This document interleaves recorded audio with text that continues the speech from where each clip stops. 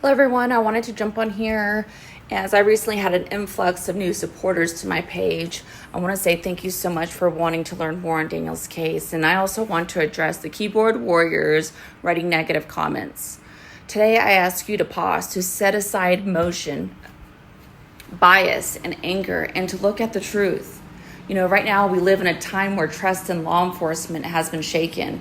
People are angry at police misconduct, and rightfully so when it occurs. But that anger, when misdirected, can destroy innocent lives.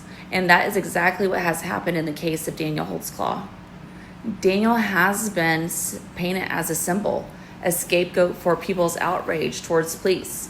The problem is he isn't guilty of the crimes he was accused of.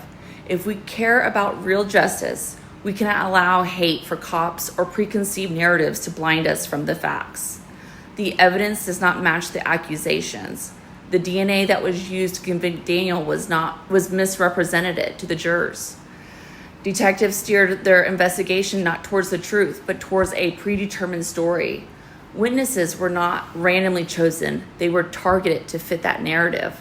And at the center of it all, the jury was told a story meant to stir emotion, not one rooted in science, logic, or fairness. Now, if you set aside the headlines, if you set aside the noise, what you find is that there is no credible evidence that Daniel committed these crimes. Now, on the contrary, the facts show his innocence. Justice cannot be selective. Justice cannot be depend on whether you like the person or whether he wears a badge.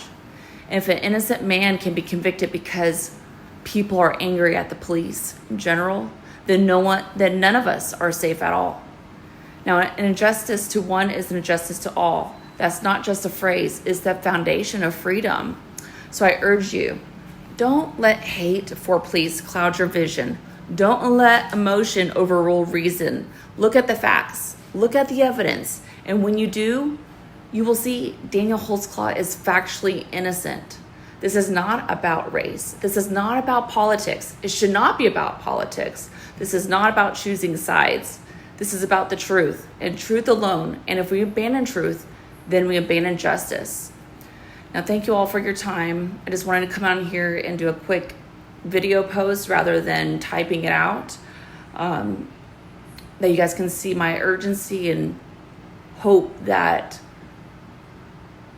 the case that has always tried to make it so much about race, I'd rather people not about race or by Daniel wearing a badge, but look at the actual facts and evidence of the case, and you'll be surprised at what you learn. Thank you all for your time once again. And, you know, Daniel's 10-year mark is coming up, December 10th, of the day that he was wrongfully convicted. And so that's also his birthday.